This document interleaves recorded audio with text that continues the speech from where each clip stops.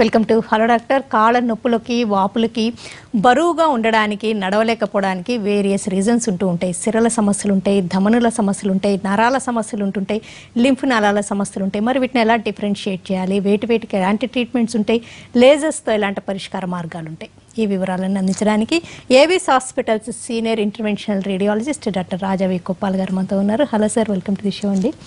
Various reasons అంటే ప్రధానంగా మీరు ఎలాంటివి చూస్తుంటారు? కాళ్ళ నొప్పులకి వాపులకి, కొంతమందికి ఇట్లా నొక్కితే పిట్టింగ్ లాగా పడుతూ ఉంటాయి, అలాంటి వేటికి ఇలాంటి వాటన్నిటికీ ఏ రీజన్స్ ఉంటూ ఉంటాయి? సో బేసికలీ కాళ్ళలో డిస్కంఫర్ట్, నొప్పి, బాధ అంటే చాలా కారణాలు ఉంటాయండి. Virtually whole medical text book అంతా కూడా కాళ్ళకి మళ్ళీ ఇంకో రకంగా వర్తిస్తుంది. ఎందుకంటే చాలా కామన్గా అన్ని రకాల సమస్యల్లో కూడా కాళ్ళ నొప్పులు, కాళ్ళ బాధలు అనేది ఒక ఒక ఒక ఇండెక్స్ ఆఫ్ ద ప్రాబ్లం, అంటే ఒక ప్రాబ్లంకి ఒక ఎక్స్ప్రెషన్ లాగా ఉంటుందన్నమాట.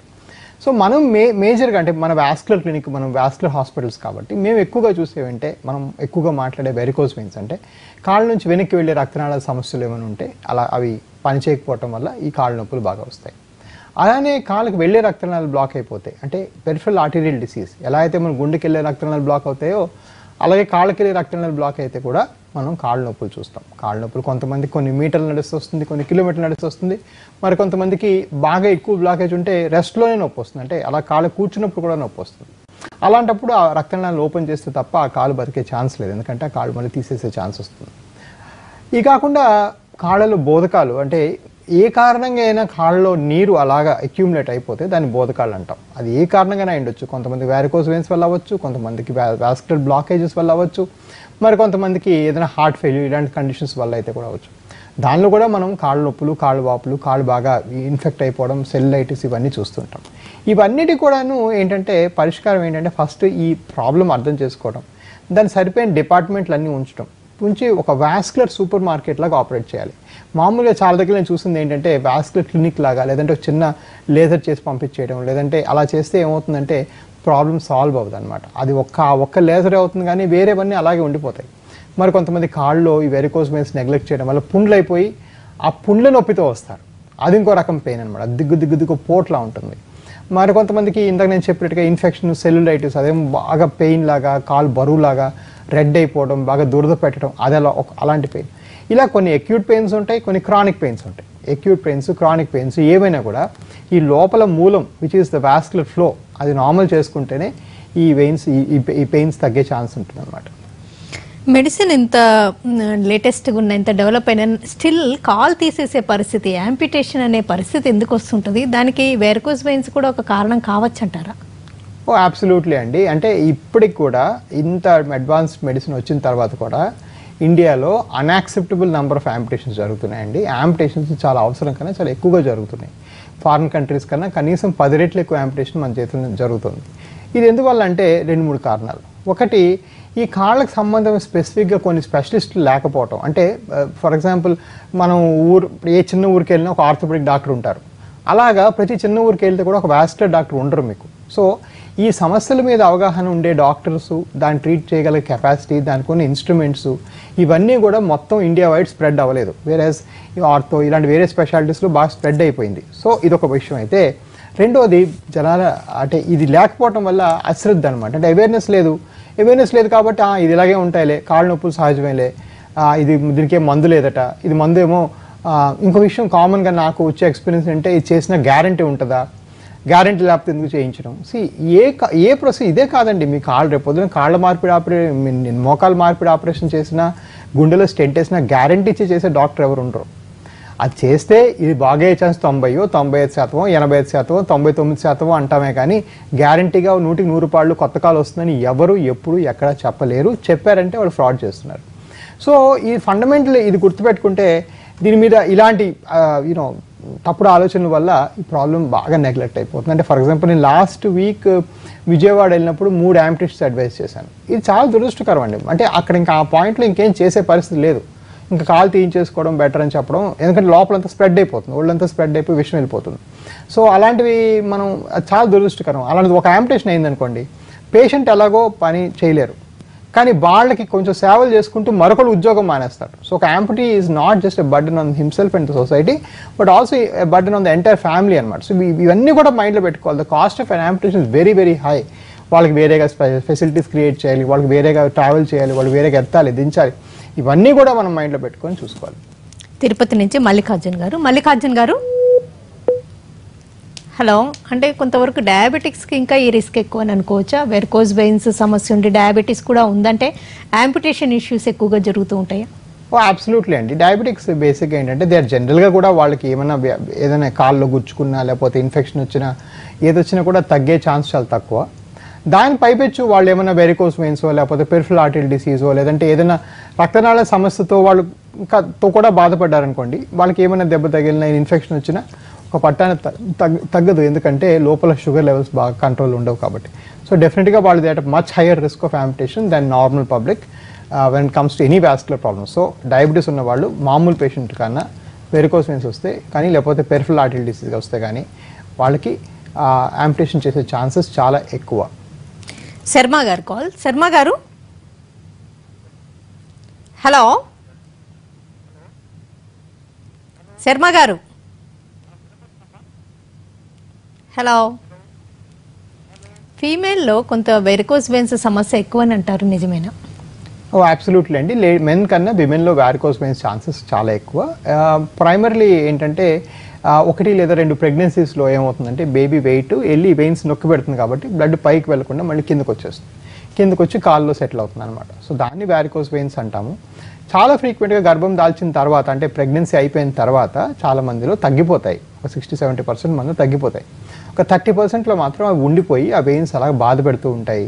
ఈవినింగ్ అయితే కాళ్ళు నొప్పులు వేయటం, తొడల వెనక భాగం బాగా వెయిన్స్ లాగటం, లేదంటే కొంతమందికి కాళ్ళు హెవీ అనిపించడం, ఇవన్నీ కూడా వెరికోస్ లక్షణాలు. చాలా ఫ్రీక్వెంట్గా 30 to 50 years విమెన్లో మనం వారికోస్ వెయిన్స్ మెన్ కన్నా ఎక్కువగా చూస్తుంటాం. ఒబేస్గా ఉన్న వాళ్ళు తగ్గాక ట్రీట్మెంట్ చేయించుకుందామని వెయిట్ చేస్తే కరెక్టేనా? అంటే ఒబేసిటీ తగ్గడం వల్ల కూడా ఈ సమస్య సివియారిటీ కొంతవరకు తగ్గే అవకాశం ఉంటుంది కదా? రైట్ అండి. సో ఇది చాలా మంచి ప్రశ్న. చాలామంది పేషెంట్స్ ఈ క్వశ్చన్ నాకు అడుగుతూ ఉంటారు. సో ఇక్కడ ఫండమెంటల్ అంటే ఒబేస్గా ఉంటే ఏమవుతుందంటే ఈ అబ్డోమెన్ మీద ఫ్యాట్ పెరిగి ఫ్యాట్ ఏమో వెళ్ళి వెయిన్స్ని ప్రెస్ చేసి బ్లడ్ సరిగా పైకి వెళ్లకుండా కిందకు వస్తుంది. సో చాలా ఫ్రీక్వెంట్గా ఒబీస్ పేషెంట్స్లో మనం వీనస్ స్టేసిస్ అంటే బ్లడ్ పైకి వెళ్ళకపోవడం ఫ్రీక్వెంట్గా చూస్తుంటాం, చాలా కామన్గా వస్తుంది. కాకపోతే ఆల్రెడీ ఫెయిల్ అయిపోయిన వాల్వ్స్ అంటే బ్లడ్ పైకి వెళ్ళకుండా ఒబేసిటీ వల్ల ఫెయిల్ అయిపోయిన వాల్వ్స్ మీరు వెయిట్ తగ్గగానే మళ్ళీ కొత్తగా పుట్టుకొని రావు. సో అవి అలాగే ఉంటాయి. సో దానికి ఏంటంటే వెరికోస్ వెయిన్స్ ట్రీట్ చేయాలి. చేసిన తర్వాత వీళ్ళు ఒబేసిటీ కూడా తగ్గితే ఓవరాల్గా ఫ్యూచర్లో మళ్ళీ వెరికోస్ వెయిన్స్ రాకుండా ఉంటాయి. ఆల్రెడీ వచ్చిన వెరికోస్ వెయిన్స్ వెయిట్ తగ్గగానే తగ్గిపోవు. సో చాలామంది నేను వెయిట్ తగ్గినాక మళ్ళీ వస్తానంటారు. వెయిట్ తగ్గినాక మళ్ళీ ఫస్ట్ ఆఫ్ ఆల్ చాలామంది వెయిట్ తగ్గరు వాళ్ళు చెప్పినట్టుగా. సెకండ్ థింగ్ ఏంటంటే ఒకవేళ వాళ్ళు వెయిట్ తగ్గినా కూడా ఆల్రెడీ ఫామ్ అయిన వెయిన్స్ పోవు. సో అది ఇంపార్టెంట్, అది గమనించాలి మనం. గమనించి ఎస్ వెయిట్ తగ్గడం సర్వత్రా అందరికీ మంచిదే, వెరికోస్ వెయిన్స్ పేషెంట్సే కాదు ఎవరికైనా మంచిదే. కాకపోతే వీళ్ళలో కూడా ఈ వెరికోస్ వెయిన్స్ ఎఫెక్ట్ మనం వచ్చి ఫ్యూచర్లో వెయిన్స్ రాకుండా ఉండాలంటే వెయిట్ కూడా తగ్గాలి. శర్మ గారు కాల్. శర్మ గారు హలో. నమస్తే అండి. నమస్తే అండి, డాక్టర్ గారు వింటున్నారు, చెప్పండి. నమస్తే డాక్టర్ గారు. నమస్తే అండి. చెప్పండి సార్. నాకు 20 years నుంచి డయాబెటీస్ ఉంది, థైరాయిడ్ ఉంది.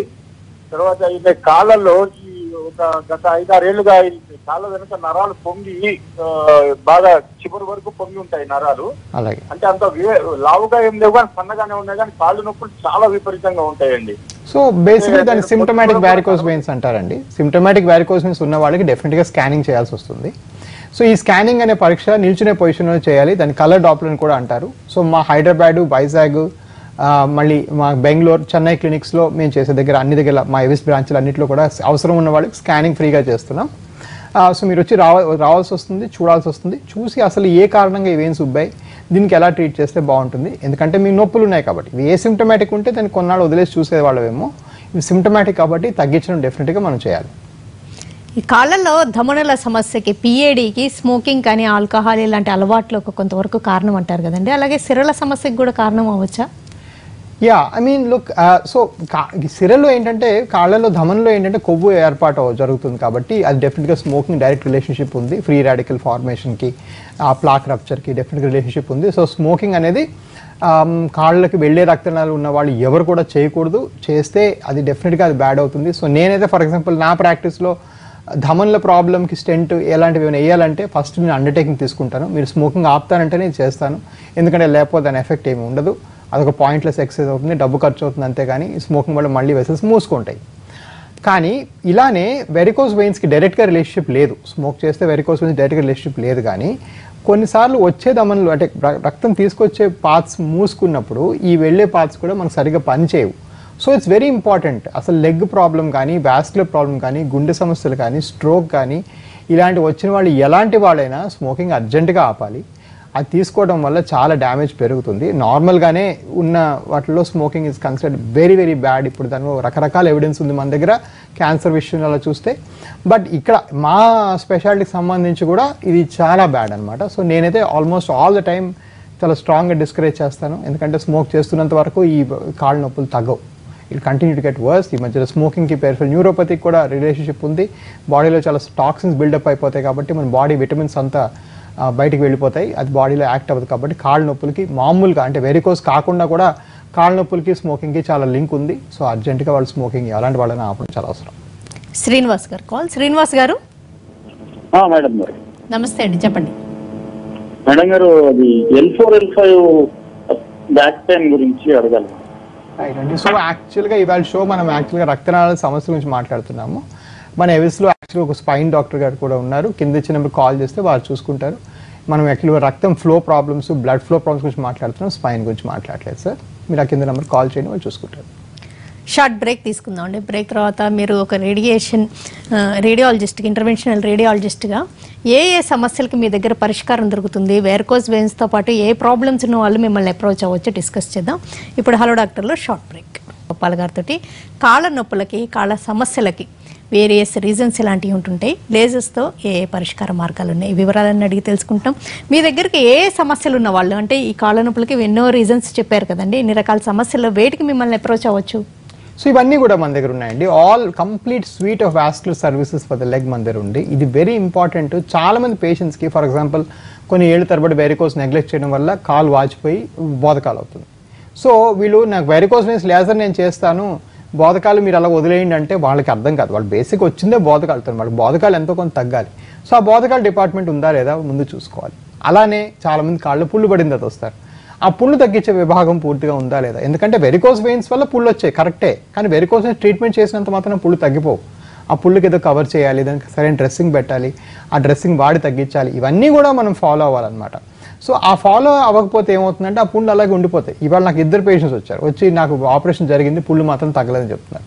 అలా పుళ్ళు తగ్గకపోతే వాళ్ళ ఆపరేషన్ యూస్లెస్ అండి, జస్ట్ ఏదో వాళ్ళు టైంపాస్ కోసం చేస్తున్నారు. సో ఇవన్నీ కూడాను ఈ విభాగాలన్నీ ఉండాలి, ఉంటేనే ఆ ట్రీట్మెంట్ అనేది 360 డిగ్రీ ట్రీట్మెంట్ వస్తుంది. లేకపోతే నాకు ఇది ఒక్కటే తెలుసు, నేను లేజర్ క్లినిక్ పెడతాను, లేజర్ చేసి పంపించేస్తాను, నాకు వేరే సంబంధం లేదంటే తప్పు అవుతుంది. పేషెంట్స్కి అవన్నీ తెలియదు కదా, వెరికోస్ తగ్గించడానికి వాళ్ళు వచ్చారు. రవి గారు కాల్ విజయనగరం నుంచి. రవి గారు నమస్తే మేడం. హలో. హలో, నమస్కారం మేడం. నమస్తే అండి, డాక్టర్ గారు వింటున్నారు, చెప్పండి. సార్ నమస్తే సార్. చెప్పండి సార్. సార్ ఇప్పుడు ఇక్కడ కాల్ దగ్గర ఈ నరాల దగ్గరే ఇబ్బంది వస్తే మేము వైజాగ్ లో ట్రీట్మెంట్ చేయించుకున్నాం సార్ ఈ గతంలో. అలాగే. అయితే దాని ఎఫెక్ట్ ఏమైందంటే ఈ సైడ్ ఉన్న ఈ యాంకిల్ కాడి నుంచి కింద మడం వరకు బ్లాక్ గా వచ్చి పెయిన్ వచ్చేస్తుంది సార్. అలాగే. సో వాళ్ళ ట్రీట్మెంట్ కానీ సరిగా లేదు, ట్రీట్మెంట్ కానీ సరిగా చేస్తే మీకు బ్లాక్ దానివల్ల రాదండి. సో ఎయిదర్ ఆ ట్రీట్మెంట్ అవ్వక ఆ వెయిన్స్ ఇంకా మిగిలిపోవడం వల్ల, అంటే మీకు వెరికోస్ వెయిన్స్ ప్రాబ్లం ఇంకా పెరగటం వల్ల అయినా బ్లాక్ రావాలి, లేదంటే మీ ఆలోచన రావాలి. వెరికోస్ వెయిన్స్ ట్రీట్మెంట్ బ్లాక్ అయ్యే ఏ గుణము లేదు. అంటే ఇప్పుడు లేజర్ చేసామనుకోండి, ఆ కాలు ఫర్దర్ బ్లాక్ పెరిగే గుణం దాని ఆ లేజర్లో లేదు. సో అది వచ్చే ఛాన్స్ లేదు. ఒక ఇష్యూ ఏంటంటే మీకు చేసిన ట్రీట్మెంట్ కంప్లీట్ అవ్వకపోవడం వల్ల మరికొన్ని వెయిన్స్ మిగిలిపోయి మళ్ళీ వెరికోస్ వెయిన్స్ పెరిగి దానివల్ల బ్లాక్ వచ్చి ఉండొచ్చు, లేదంటే మీ అవగాహన అయి ఉండొచ్చు. అంతేగాని ఈ లేజర్లో మీ కాలు పర్మనెంట్గా బ్లాక్ చేసే గుణం ఏమీ లేదు. సో మీరు ఆ కింద ఇచ్చిన నెంబర్లో కాల్ చేయండి. వైజాగ్లో ఫుల్ ఫ్లెడ్జ్ క్లినిక్ ఉంది ఇప్పుడు మనకి, డాక్టర్ రాజేష్ గారు చూస్తున్నారు, మీరు వెళ్ళి కలవండి, ఆయన చూసి ఎక్స్ప్లెయిన్ చేస్తారు. ఖమ్మం నుంచి భరత్ గారు. భరత్ గారు హలో, చెప్పండి భరత్ గారు. సార్ ఇది వెరికోస్ వెయిన్స్ అనేది మనం ఏదైనా బరువు పని చేయడం వల్ల వస్తుందా సార్ ఇది?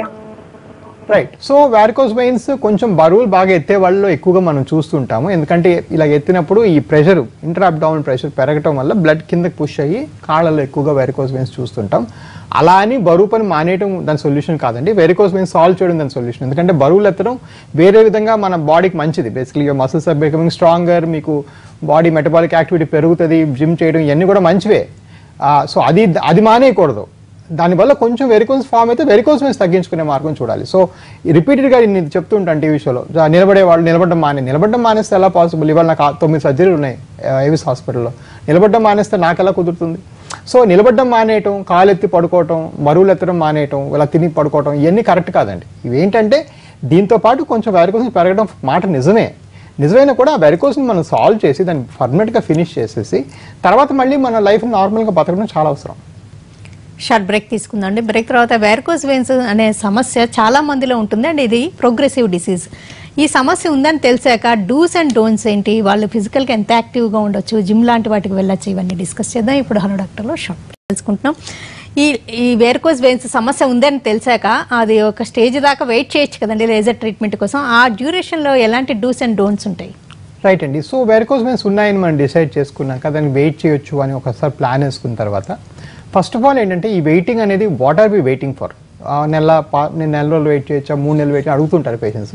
అసలు దీనివల్ల మీరు ఏంటి అచీవ్ చేయదలుచుకున్నారని ఫస్ట్ మనం చూసుకోవాలి. ఆఫ్ కోర్స్ డెఫినెట్గా ఏదైనా అర్జెంట్ పని ఉంటే డెఫినెట్గా ఒక 10 రోజులు 4 రోజులు వెయిట్ చేయడం తప్పు కాదు. ఇది ఎమర్జెన్సీ ఏ విధంగా కాదు. అట్ ద సేమ్ టైం ఇది ఒక 6 నెలలు వెయిట్ చేయడం వల్ల దాని మీద తగ్గే సమస్య అయితే లేదు కూడా. సో ఫస్ట్ ఆఫ్ ఆల్ ఇది సర్జరీ చేసుకుందాం అనుకుంటే యూజువల్గా ఎంత తొందరగా చేసుకుంటే అంత మంచిది. కొన్నాళ్ళు వెయిట్ చేయండి చూద్దామని నిజంగా మనం డిసైడ్ చేసుకుంటే ఏం చేయాలంటే ఫస్ట్ థింగ్ అంటే ఆ సాక్స్ అనేది పొద్దున్న నుంచి రాత్రి దాకా వేసుకోవాలి. ఏ రోజు మానేయడానికి వీల్లేదు. ఎప్పుడు కూడా అంటే మార్నింగ్ 6 నుంచి ఈవినింగ్ 11 దాకా వేసుకోవాలి ఒకటి. రెండోది వెయిట్ ఎక్కువ ఉన్న వాళ్ళు వెయిట్ అర్జెంటుగా తగ్గాలి. ఇది డెఫినెట్గా వెరికోస్ వెయిన్స్ అంటే కాళ్ళ సంబంధమైన ఏ ప్రాబ్లం కూడా వెయిట్కి డైరెక్ట్గా లింక్ ఉంటుంది. ఆ వెయిట్ తగ్గకపోతే ఆ కాళ్ళ సంబంధించిన ప్రాబ్లం సాల్వ్ అవ్వదు. సో ఇవన్నీ కూడా మనం మైండ్లో పెట్టుకోవాలి. అట్ ద సేమ్ టైం ఇక్కడ బిగ్గర్ క్వశ్చన్ ఏంటంటే అక్కడ క్లియర్గా సర్జరీ చేయాలి, మనం స్కాన్ కూడా చేసి దాని డయామీటర్స్ చూసి మన దగ్గర సర్జరీ చేయమని ఊరికే బ్లైండ్గా చెప్పమండి, స్ట్రాంగ్ రీజన్స్తో చెప్తాం.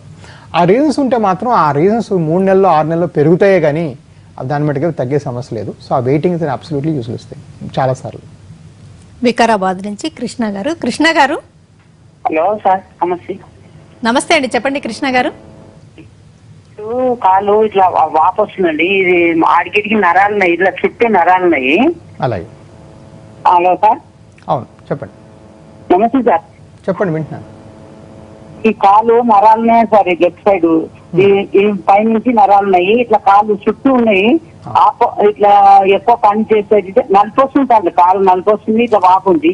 ఇది 100కి 100 వెరికోస్ వెయిన్స్ లక్షణాలు అండి. మీరు ఒకసారి హైదరాబాద్ రండి. హైదరాబాద్ వస్తే మేము మా దగ్గరకు వచ్చే ప్రతి పేషెంట్కి అవసరమైన వాళ్ళకి అందరికీ కలర్ డాప్లర్ అనే స్కానింగ్ ఫ్రీగా చేస్తాం. అది చేసి చూసి ఐడెంటిఫై చేసి మీకు ఎలా ప్రాబ్లమ్ సాల్వ్ చేయాలో చెప్తాం. హలీం గారు కాల్. హలీం గారు.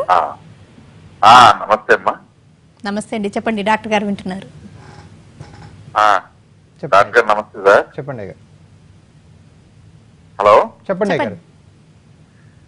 ఏం లేదు సార్, నాకు వెయిన్స్ ది సర్జరీ అయింది ఒక 3 years బ్యాక్. ఎవరు చేశారు? గుంటూరులో చేయించాను సార్, లలిత హాస్పిటల్లో. అలాగే. లలిత మల్టీ స్పెషాలిటీ హాస్పిటల్లో. చెన్నై నుంచి డాక్టర్ గారు ఎవరు వచ్చారంటే చేయించాను. అలాగే. నాకు ప్రాబ్లం ఏం లేదు. మళ్ళీ ఏమైందంటే ఇప్పుడు నాకు సేమ్ అంతకు ముందు ఎలాగైతే వచ్చిందో అక్కడ చిన్న స్కిన్ పల్స్ పడిపోయి మళ్ళీ దీని recurrence of varicose veins after surgery, మా దీనిలో రివాస్ అంటాం, recurrence of varicose veins after surgery. So varicose veins operation చేసిన తర్వాత మళ్ళీ వెనక్కి రావటం అంటారు. సో అవి రావడానికి 3 4 కారణాలు ఉంటాయి. ఒకటి ఏంటంటే ఆ చేసే డాక్టర్కి ఎక్స్పీరియన్స్ లేకపోవటం కానీ, లేకపోతే అన్ని వెయిన్స్ ఐడెంటిఫై చేసి తీయలేకపోవటం కానీ ఒక ఆప్షన్ ఒకటి. రెండోది మామూలుగా అసలు మీకు ఫస్ట్ టైం ఎందుకు వచ్చాయి? ఎందుకంటే మీ బాడీలో వెరికోస్ వెయిన్స్ వచ్చే ఒక తత్వం ఉంది, ఆ జెనెటిక్ టెండెన్సీ ఉంది, ఒక ప్రిపాండరెన్స్ ఉంది, కాబట్టి దానివల్ల రావచ్చు. మూడోది ఏంటంటే ఇది చేసిన తర్వాత చాలాసార్లు ఆ లోకల్ స్కిన్కి ఆ కేర్ చెప్పే నాలెడ్జ్ ఆ డాక్టర్స్కి ఉండకపోతే, ఆ స్కిన్ కేర్ కానీ మిస్ అయిపోతే ఆ స్కిన్ కూడా పాడవడం జరుగుతుంది. అది వెరికోస్ తగ్గినా కూడా కొంతమందికి అలా పాడవుతూ ఉండొచ్చు, ఎందుకంటే వాళ్ళకి ఆ స్కిన్ కేర్ ఎక్స్పీరియన్స్ కూడా రావాలి. సో ఈ చాలా కారణాలు ఉంటాయండి ఇవి మళ్ళీ వెనక్కి రావడానికి, చర్మం పలచపడడానికి, నల్లబడడానికి. సో మీరు ఒకసారి కింది ఇచ్చిన నెంబర్కి కాల్ చేసి రండి, చూద్దాం. నేను 3వ తారీఖున గుంటూరులో ఉంటాను, చూసి చెప్తాను. ఇక్కడ గమనించాల్సిన విషయం ఏంటంటే ఇప్పుడు మీ ఎవిస్లో చేసే పేషెంట్స్ కూడా కొంతమందికి డెఫినెట్గా వెయిన్స్ మళ్ళీ వస్తాయి. రావని నేను టీవీలో కూర్చొని చెప్పలేను, ఎందుకంటే మేము దగ్గర 14,000 లేజర్స్ చేశాం మన హాస్పిటల్లో, కాబట్టి డెఫినెట్గా కొంతమంది వెనక్కి వస్తాయి. మేము ఏం ప్రొసీజర్ అవలంబించామంటే ఆ వచ్చిన వాళ్ళందరికీ మేము ఫ్రీ ఆఫ్ కాస్ట్ మళ్ళీ ఇంజెక్షన్ చేయడం కానీ ట్రీట్మెంట్ చేయడం కానీ జరుగుతుంది. అది ఇప్పటిదాకా ఒక 2-3 డాక్టర్స్ కింద ఎవిస్ ఉంది కాబట్టి మాకు వీలు పడింది కాబట్టి అది చేస్తున్నాం. మాకేం లీగల్ ఆబ్లిగేషన్ ఎలాంటిది కూడా లేదు.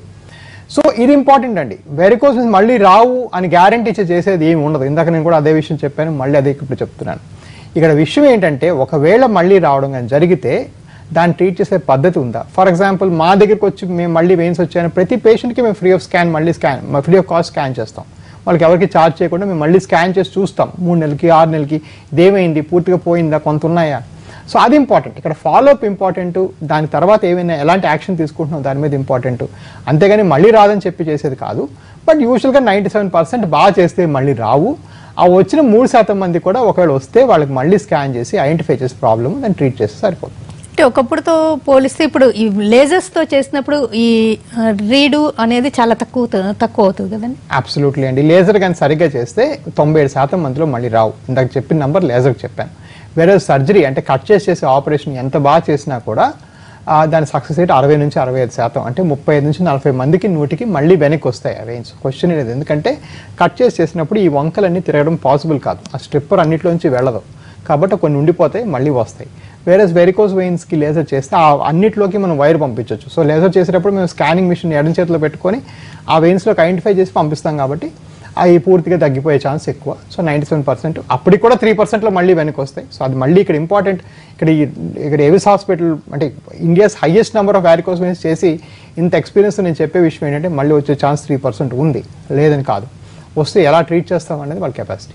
అంటే ఒకవేళ చేయించుకునేటప్పుడు బాగా స్లిమ్గా ఉండి తర్వాత వెయిట్ పుట్టానైనా వచ్చే రిస్క్ ఉంటుంది. అబ్సల్యూట్లీ అండి. మళ్ళీ చెప్పాల్సిన విషయం ఏంటంటే వెయిట్ పెరుగుతున్న కొద్దీ వెరికోస్ వచ్చే ఛాన్స్ వస్తూనే ఉంటుంది.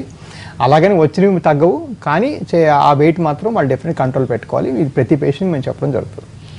ఓకేనండి. డాక్టర్ రాజా వి కొప్పాల్ గారు, వెరికోస్ వెయిన్స్కి లేదా కాళ్ళ సమస్యలకి, కాళ్ళకి సంబంధించిన వేరియస్ ప్రాబ్లమ్స్ ఎలా ఉంటాయి, ఏ ఏ ఉంటాయి, మీ దగ్గర వేటికి పరిష్కారం ఉంటుంది అండ్ వెరికోస్ వెయిన్స్కి లేజర్ ట్రీట్మెంట్ సక్సెస్ రేటు, రీడు లేకుండా ఉండాలంటే తీసుకోవాల్సిన కేర్ వివరాలను అందించినందుకు థ్యాంక్స్ అలాట్ అండి.